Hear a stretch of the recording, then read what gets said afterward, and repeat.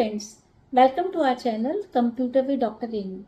हम डिस्कस कर रहे हैं ऊप्स कंसेप्ट को। ऊप्स में वी हैव डिस्कस्ड ऑब्जेक्ट क्या है, क्लास क्या है, एनकैप्सुलेशन, इनहेरिटेंस, और आज हम डिटेल में करने जा रहे हैं पॉलीमॉर्फिज्म। बहुत इंपॉर्टेंट टॉपिक है, एग्जाम में आने ही वाला है। ये क्वेश्चन तो 100% आता ही है कि कैरेक्टरिस्टिक्स ऑफ ऊप्स बताइए या फीचर्स ऑफ ऊप्स बताइए, तो आपको यही सब कुछ लिखना है। डिटेल में हम लोग पहले से कर चुके हैं एनकैप्सुलेशन एंड इनहेरिटेंस। अगर आपने उसमें नहीं किया है तो पुरानी वीडियोस को आप देख सकते हो जाकर।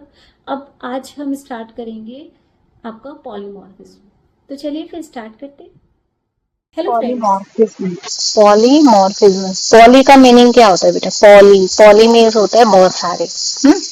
तो यहाँ पर भी पॉलीमॉर्फिज्म इसी से बना है कि बहुत सारे का मतलब क्या है? यहाँ पर एक ही तत्व के अनेक रूप, और ये काफी इंपॉर्टेंट है ऑब्जेक्ट ओरिएंटेड प्रोग्रामिंग में। ऊप्स के देखो, मैंने आपको तीन ही चीजें मेन बताई थी।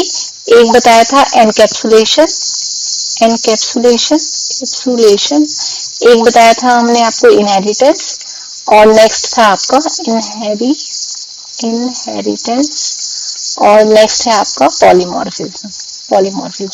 एनकैप्सुलेशन, इनहेरिटेंस हम पढ़ चुके हैं। एनकैप्सुलेशन में क्या पढ़ा था कि एक ही कैप्सूल के अंदर दोनों चीजें हैं, डेटा भी है, फंक्शन भी है, उसको हम कहते हैं एनकैप्सुलेशन। डेटा हाइड हो जाता है। इनहेरिटेंस क्या है कि जनरेशन टू जनरेशन, मतलब एक पेरेंट से चाइल्ड के अंदर जो चीजें आती हैं, इनहेरिट जो विरासत में मिलती हैं, वो हो जाता है इनहेरिटेंस। पॉलीमॉर्फिज्म का मतलब है कि एक ही चीज के बहुत सारे नाम रख देना, वो है पॉलीमॉर्फिज्म। तो इससे क्या फायदा होगा? एक ही चीज के आप एक से ज्यादा नाम रखोगे या कुछ इस टाइप से करोगे तो क्या होगा? तो अभी हम उसको डिटेल में पढ़ते हैं। देखिए, पहली चीज तो पॉलीमॉर्फिज्म है क्या? पॉलीमॉर्फिज्म है एक ही फंक्शन या ऑपरेटर को विभिन्न परिस्थितियों में अलग अलग तरह से यूज करना। मतलब कि नाम एक रखोगे और कराओगे इससे बहुत कुछ अलग अलग चीजें। जैसे प्लस क्या काम करता है? प्लस करता है दो नंबर्स को ऐड करता है, तो 5 और 3 को ऐड करके उसने क्या दे दिया आपको? 8। लेकिन अगर आप प्लस को ही कंकैटिनेशन के लिए यूज करना चाहते हो, मतलब दो स्ट्रिंग को जोड़ने के लिए यूज करना चाहते हो, तो आपने डाल दिया हेलो और वर्ल्ड के बीच में, तो क्या बन गया? Hello world. ऐसे एक के बाद दूसरी जो स्ट्रिंग थी वो आ गई। तो इस तरह से भी आप प्लस को यूज कर सकते हैं अगर आप करना चाहते हो। या मैंने कोई एक वो बनाई, सपोज एक क्लास बनाई है जिसमें डिस्टेंस है, और डिस्टेंस आपका क्या है? मैं आपको वैसे एग्जांपल देती हूँ। डिस्टेंस है आपका फीट में और इंचेस में। तो आप ऐसे क्लास बना दोगे फीट और इंचेस। सपोज कोई 5 फीट और 2 इंचेस है, और दूसरा डिस्टेंस 2 फीट और 10 इंचेस है या 11 इंचेस है।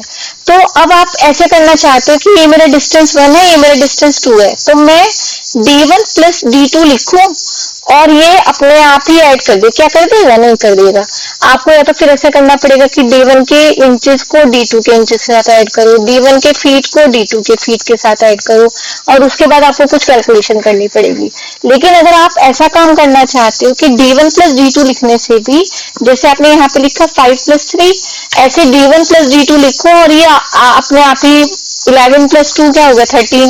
13 इंच को फिर वो वापस से फीट में कन्वर्ट करेगा, क्योंकि 1 फीट में 12 इंचेस होता है, तो यहाँ पे एक यहाँ पे जुड़ जाएगा। तो इस तरह से जो भी कैलकुलेशन होगी, तो प्लस को आप यूज करना चाहते हो ऑब्जेक्ट के लिए भी। ये ऑब्जेक्ट है आपके d1 और d2, तो उस तरह से भी अगर आप प्लस को यूज करना चाहते हो या कि कुछ भी यूज करना चाहते हो, केवल प्लस ही नहीं, आप इस तरह के फंक्शंस भी हो सकते हैं। तो फंक्शन हो या ऑपरेटर को हो, आप उनको अलग अलग तरह से एक ही नाम क्या है? प्लस ही नाम है, केवल प्लस प्लस प्लस। यहाँ पे मैंने प्लस लिया तो वो ही अलग अलग काम कर रहा है। ठीक है, तो उस केस में हम यूज करते हैं पॉलीमॉर्फिज्म को। अभी और डिटेल में पढ़ेंगे आगे।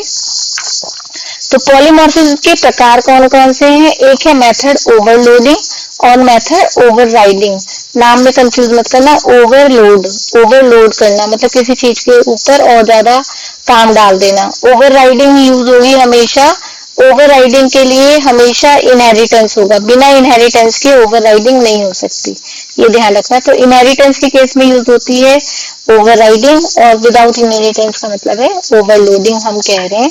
तो ओवरलोडिंग होती क्या है? देखो यहाँ पे समझना एक बार। ओवरलोडिंग में आपने एक फंक्शन डिक्लेयर किया, ये इंट ऐड, नाम क्या रखा, ऐड। ठीक, ये क्या कर रहा है ये वाला फंक्शन, अगर आपने थोड़ा बहुत सी भी पढ़ी है पहले तो आपको पता ही है ये क्या काम कर रहा है, इंट ए इंट बी, यानी कि दो वेरिएबल्स को लेगा और उनको ऐड कर देगा। आपने सेम इसी नाम से इंट ऐड एक और बना दिया, इसमें कितने वेरिएबल्स ले रहे हो, 3 वेरिएबल्स ले रहे हो। यहाँ पर एक और ऐड नाम से आपने बना दिया, जिसमें कि आप क्या कर रहे हो, यहाँ पर 2 वेरिएबल्स ले रहे हो, लेकिन इनका टाइप अलग है। पहले भी 2 वेरिएबल्स लिए थे यहाँ पर, लेकिन यहाँ पर भी 2 वेरिएबल्स लिए, बट इनका टाइप अलग है, डबल और डबल, या फ्लोट और फ्लोट, आप इस तरह से ले रहे हैं। तो ये क्या हुआ, ये ओवरलोडिंग हुई। कैसे हुई ओवरलोडिंग, ओवरलोडिंग के लिए क्या होता है, नाम समान होगा, नाम सेम होगा, समान नाम। तो इन सब में आप देखो सेम नेम है या अलग नेम है, देखो ये ऐड, ये वाला ऐड और ये भी ऐड, तीनों का नाम सेम है, बिल्कुल सेम है, तो सबका नाम सेम होगा। साथ साथ क्या अलग होगा, फिर अलग होगा उनके पैरामीटर्स। पैरामीटर्स आप किसको बोलते हो, इसको बोलते हो, ये 1 और यहाँ पर 2। तो या तो टाइप ऑफ पैरामीटर अलग होंगे, या उनका टाइप ऑफ पैरामीटर अलग होंगे, या नंबर ऑफ पैरामीटर अलग अलग होंगे। तो भिन्न पैरामीटर संख्या या प्रकार। तो यहाँ पे देखो, यहाँ पे 2 पैरामीटर है और दोनों पैरामीटर कैसे हैं, इंटीजर टाइप के। यहाँ पे कितने पैरामीटर है, 1 2 3, यहाँ पे 3 पैरामीटर है। ये 2 कैसे है, इंट है, और ये 3 कैसे हैं, ये 3 भी आपके इंटीजर टाइप है। तो यहाँ पे डिफरेंस आ गया, आ गया। यहाँ पे इंटीजर 2 है, यहाँ पे इंटीजर 3 है, और यहाँ पे कितने हैं, यहाँ पे 2 है, लेकिन 2 किस टाइप के हैं, डबल टाइप के। तो यहाँ पे ये अलग हो गया, डबल नहीं पता आपको तो फ्लोट समझ लो, मतलब डेसिमल नंबर वाले नंबर है। तो जिस टाइम, अब इसका क्या एडवांटेज होगा वो हम डिस्कस करेंगे। पहले आप समझो कि मेथड ओवरलोडिंग है क्या। मेथड ओवरलोडिंग का मतलब है, बिल्कुल इजीली आप लिख के आ सकते हो कि समान नाम है, नेम सेम होगा, लेकिन उसके पैरामीटर अलग होंगे। पैरामीटर कैसे अलग होंगे, या तो टाइप्स ऑफ पैरामीटर अलग होगा, मतलब उसका प्रकार अलग होगा, या फिर नंबर ऑफ पैरामीटर्स अलग होंगे। दोनों में से कुछ ना कुछ अलग जरूर होगा। जिससे अगर आपने लिखा कि आपने ऐड फंक्शन कॉल किया और आपने लिखा 2 और 3, कौन सा फंक्शन कॉल होगा, ये वाला फंक्शन कॉल होगा। कैसे कॉल होगा, उसने देख लिया कि 2 पैरामीटर है और दोनों किस टाइप के हैं, इस इंटीजर टाइप के हैं, तो वो इसको कॉल कर देगा। लेकिन अगर आप लिखते हो ऐड 2.5 7.6, तो वो किसको कॉल करेगा, सोच के बताओ। अब वो चेक कर रहा है कि ये इंटीजर नहीं है, ये भी इंटीजर नहीं है, किस टाइप के हैं, डबल टाइप के हैं, डबल कहाँ पे है ये, तो वो इसको कॉल करेगा, इस वाले को। और अगर आपने लिखा ऐड 1, 2, 4 ऐसे कुछ, तो यहाँ पर कितने पैरामीटर्स है, 3 पैरामीटर्स है, और यहाँ कौन सा वो यूज होगा, आप इसको वो ऑटोमेटिकली कॉल करेगा। इसको कहते हैं हम मेथड ओवरलोडिंग। एक और टर्म याद कर लेना, कंपाइल टाइम पॉलीमॉर्फिज्म। ऐसे कभी एमसीक्यू वगैरह में टफ पेपर आया तब पूछ सकते हैं कि कंपाइल टाइम पॉलीमॉर्फिज्म या रन टाइम पॉलीमॉर्फिज्म। तो रन टाइम पॉलीमॉर्फिज्म होता है वो जो ओवरराइडिंग हम आगे पढ़ेंगे। ये जो है method overloading is your compile time polymorphism. इसमें आप क्या करते हो, फंक्शंस बनाते हो सेम नेम से, नाम सबका सेम होगा लेकिन उसके पैरामीटर्स अलग होंगे। पैरामीटर्स कैसे अलग होंगे, या तो नंबर ऑफ पैरामीटर्स अलग होंगे या फिर टाइप ऑफ पैरामीटर अलग अलग होंगे। इस तरह से कंपाइलर ऑटोमेटिकली डिफरेंशिएट कर लेता है कि उसको किसको कॉल करना है। जैसे मैंने आपको एग्जांपल, ये वाला एग्जांपल दिया। ओके, मेथड ओवरलोडिंग का एक एग्जांपल और ले रहे हैं, वही वाला जो एग्जांपल अभी लिया था। आपने क्लास बनाई है, क्लास कैलकुलेटर, ठीक, उसके अंदर आपने ऐड नाम का एक फंक्शन बनाया, ऐड नाम का एक फंक्शन और बना दिया। इसके अंदर 2 पैरामीटर पास हो रहे हैं, ए और बी, ए प्लस बी रिटर्न करवा रहे हो। यहाँ पे 3 पैरामीटर्स हैं इस जगह। तो जब आप इसको कॉल करोगे ना, आपने लिखा ऐड 5 और 10, तो इसने खुद से देख लिया कि 2 पैरामीटर्स हैं, दोनों इंटीजर टाइप के, इसको कॉल कर देगा। 5 + 10 यहाँ पे चला गया, आगे क्या 15, तो 15 रिटर्न करेगा। आंसर क्या आ जाएगा आपको 15। 5, 10, 15 आपने यहाँ पे लिखा, तो यहाँ पे 3 पैरामीटर्स है, 3 पैरामीटर्स इसमें है, इसमें तो नहीं है ना, तो इसको नहीं कॉल करेगा, इसको कॉल करेगा। तो यहाँ पर रिजल्ट आपका a + b + c आ जाएगा। तो आंसर आपका आ गया 30। तो इस तरह से आपने सेम नाम से सबको डिफाइन कर दिया, ए बी सी मतलब ऐड ऐड ऐड नाम से आपने 2-3 मेथड आपने बना दिए। उससे क्या होता है कि कंपाइल टाइम में आपको ये सोचने की जरूरत नहीं है यहाँ पे कि मैं चेक करूं कि मुझे 2 नंबर को जोड़ना है तो मैं इसको कॉल करूं, 3 नंबर को जोड़ना है तो सपोज का नाम ऐड की जगह सम होता तो फिर आप यहाँ पे सम लिखते, आपको 10 नंबर को भी जोड़ना है तब भी आप ऐड ऐड ऐड यूज कर सकते हो। तो इस तरह से आप मल्टीपल फंक्शंस बना सकते हो, बहुत सारे फंक्शंस बना सकते हो। इसको हम कहते हैं मेथड ओवरलोडिंग। एक ही दो टर्म्स याद करने वाली है। मेथड ओवरलोडिंग में मेथड का नाम सेम होगा, नेम ऐड है, यहाँ पे भी ऐड है, नेम सेम होगा और पैरामीटर्स अलग होंगे। पैरामीटर्स कैसे अलग होंगे? 2 तरह से अलग हो सकते हैं, या तो टाइप ऑफ पैरामीटर अलग हो या तो फिर नंबर ऑफ पैरामीटर अलग हो, या तो उनकी संख्या अलग हो, जैसे हमने यहाँ पे ली 2 है, यहाँ पे 3 है, या तो फिर ये इंटीजर इंटीजर 2 लिए, यहाँ पे आप डबल भी ले सकते थे, यहाँ पे आप स्ट्रिंग भी ले सकते थे, कुछ भी इस तरह से आप कर सकते थे। तो ये मेथड ओवरलोडिंग का एक छोटा सा एग्जाम्पल है। हो सकता है कि आपने अभी क्लास वाला कंसेप्ट आप फर्स्ट टाइम पढ़ रहे हो तो ये क्लास वगैरह में थोड़ी सी प्रॉब्लम आएगी इनिशियल स्टेज पर। धीरे धीरे हम क्लास के प्रोग्राम जब करेंगे तब आप एक बार फिर से वीडियो को देखिएगा, फिर से आपको थोड़ा सा और क्लैरिटी आ जाएगी मेथड ओवरलोडिंग क्या होती है। ओके, तो मेथड ओवरलोडिंग हमने पढ़ ली। एक ही क्लास में आप मल्टीपल फंक्शंस का नाम एक रख रहे हो, मल्टीपल मेथड्स का नाम एक रख रहे हो और उनके पैरामीटर्स अलग रख रहे हैं। पर ओवरराइडिंग में क्या होता है, मैं आपको पहले बता चुकी हूँ। ओवरराइडिंग, राइडिंग जब भी आ जाए, राइडिंग पे ध्यान देना, इसमें इनहेरिटेंस जरूर होगा। इनहेरिटेंस के बिना ओवरराइडिंग कभी नहीं होगी। इनहेरिटेंस हम लोग पढ़ चुके हैं। इनहेरिटेंस में क्या होता है, एक पेरेंट क्लास होती है, बेस क्लास होती है, फिर उसके बाद उसकी चाइल्ड क्लास होती है या डिराइव्ड क्लास भी जिसको बोलते हैं। तो एक तो पेरेंट क्लास होगी, एक चाइल्ड क्लास होगी। पेरेंट क्लास में आपने कुछ डिफाइन कर दिया, सपोज ऐड, तो यहाँ पर भी आप सेम ही नेम रखोगे और यहाँ पे डिफरेंस क्या है, पैरामीटर्स भी सेम होंगे, इसके अंदर पैरामीटर्स भी सेम होंगे। अगर यहाँ पे 2 आपने डिक्लेयर किए तो यहाँ पे भी 2 होंगे, ये दोनों इंटीजर है तो ये दोनों भी इंटीजर होंगे। इस तरह से इसको कहते हैं हम ओवरराइडिंग। ओके, और ये कौन सा पॉलीमॉर्फिज्म है, ये है आपका रन टाइम। पिछले वाला क्या था, ओवरलोडिंग में वो था आपका कंपाइल टाइम, एमसीक्यू वगैरह में कभी आ सकता है। ओवरलोडिंग है या कंपाइल टाइम और ओवरराइडिंग है आपका रन टाइम। इस तरह से इसको हम कहते हैं मेथड ओवरराइडिंग, जिसके अंदर इनहेरिटेंस होगा, इनहेरिटेंस की बेस क्लास और आपकी डिराइव्ड क्लास, उसके बीच में आपने सेम फंक्शन बनाया, सेम नाम से बनाया, सेम पैरामीटर्स आपने यूज करे, तो वो हो जाता है आपका मेथड ओवरराइडिंग। उसका और एक अभी एग्जांपल ले लेते हैं। जैसे आपने ये बनाया, एनिमल क्लास में ही आपने मेक साउंड नाम से कुछ बनाया, ठीक, और मेक साउंड नाम से मैं वैसे दिखा देती हूँ आपको। एनिमल आपने क्लास बनाई एनिमल, और एनिमल से आपने यहाँ पे कुछ मेक साउंड नाम का कुछ बना दिया, मेक साउंड है यहाँ पे, कि एनिमल है तो कुछ ना कुछ तो साउंड करता ही होगा। फिर आप एक क्लास बना रहे हो डॉग, ठीक, इस क्लास डॉग को आप कह रहे हो कि डॉग तो है वो एनिमल है, तो आप एक्सटेंड कर लोगे किसको, एनिमल क्लास को, एनिमल लिख दिया आपने, ठीक। इसके अंदर भी आप बना सकते हो, क्योंकि आपको पता है कि डॉग क्या करता है, डॉग केवल बार्क करता है, भौंकता है ना। डॉग की साउंड को हम कभी कैट की साउंड को कोई बोल सकता है कि भौंक रही है, तो मेक साउंड ये कर दिया आपने।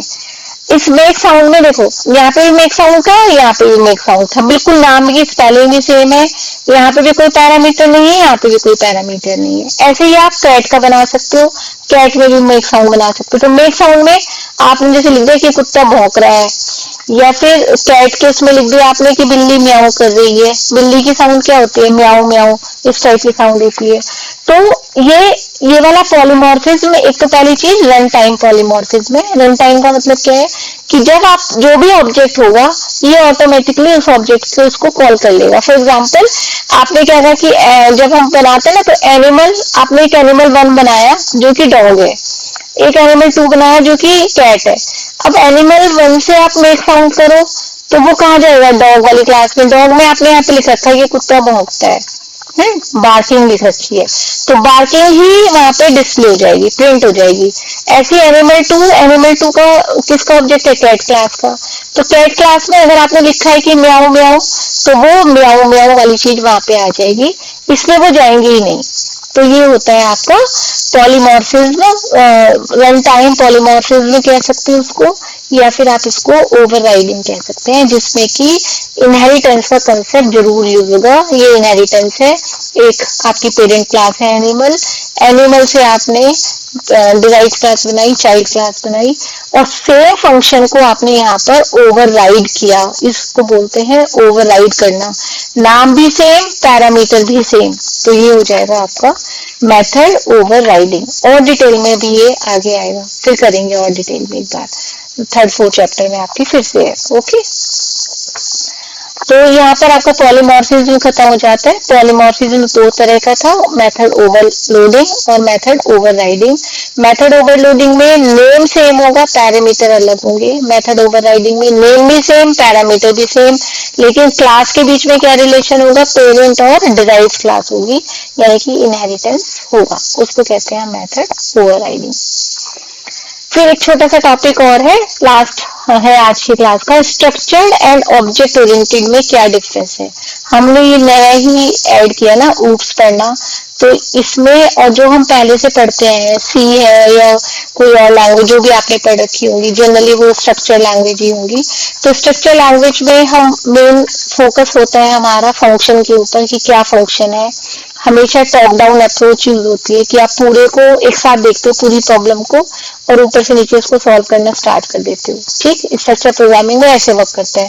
तो अगर प्रोजेक्ट छोटा है आपका, तब तो आप इस वाली अप्रोच से वर्क कर सकते हो, लेकिन धीरे धीरे जैसे मैंने आपको बताया कि आप 5000 का 50,000 का भी प्रोग्राम लिखोगे, पूरा सॉफ्टवेयर बनाओगे, तो उस केस में हम क्या करते हैं कि जो आपका पूरा बड़ा प्रोजेक्ट है ना, उसको फिर छोटे छोटे पार्ट्स में डिवाइड कर लेते हैं। ऐसे छोटे छोटे पार्ट्स में डिवाइड हुआ, फिर ये छोटे वाले पार्ट्स और भी छोटे में आप बहुत सारे आप यूज कर सकते हो, मतलब उनको डिवाइड कर सकते हैं।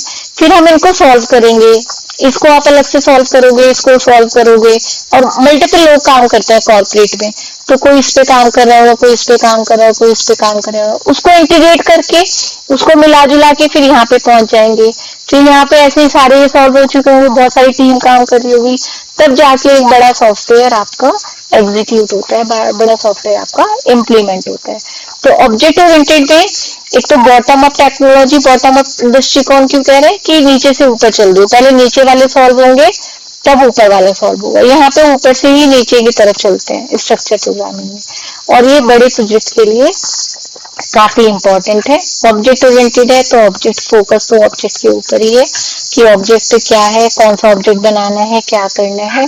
और भी डिफरेंस है इसके बीच में कि स्ट्रक्चर जो है, स्ट्रक्चर के अंदर डेटा सिक्योरिटी कम होती तो है, लेकिन कोई भी उसको चेंज कर सकता है। कोड का पुनरुपयोग नहीं होता, मुश्किल होता है कोड को यूज करना, और फंक्शन ओवरलोडिंग भी नहीं होती। लेकिन ऑब्जेक्ट ओरिएंटेड में एनकैप्सुलेशन हम लोग पढ़ चुके हैं, इनहेरिटेंस पढ़ चुके हैं, और पॉलीमॉर्फिज्म पढ़ चुके हैं। तो इसमें यही तीन इसके ऑब्जेक्ट ओरिएंटेड सबसे इंपॉर्टेंट वो है कि इसके पास क्लास है, ऑब्जेक्ट है, एनकैप्सुलेशन है तो मतलब डेटा सिक्योर है, इनहेरिटेंस है तो आप उसको रीयूज कर सकते हो, बार बार पुनरुपयोग कर सकते हो उसका। पॉलीमॉर्फिज्म है तो ओवरलोडिंग एंड ओवरराइडिंग भी कर सकते हैं। Okay, polymorph. स्टूडेंट्स, आज के वीडियो में हमने एक इम्पॉर्टेंट कंसेप्ट को समझा। आप इस टॉपिक को फिर से रिवाइज करिए, और अगर आपको वीडियो हेल्पफुल लगी है तो आप इसको लाइक करिएगा, सब्सक्राइब करिएगा। अगर आपको कोई भी डाउट है इस पेपर को लेकर या इस टॉपिक को लेकर, तो आप कमेंट बॉक्स में लिख सकते हैं। मैं कोशिश करूंगी जल्दी से जल्दी रिप्लाई करने के लिए। तो चलिए फिर नेक्स्ट क्लास में मिलते हैं एक नए टॉपिक के साथ। Thank you, happy learning.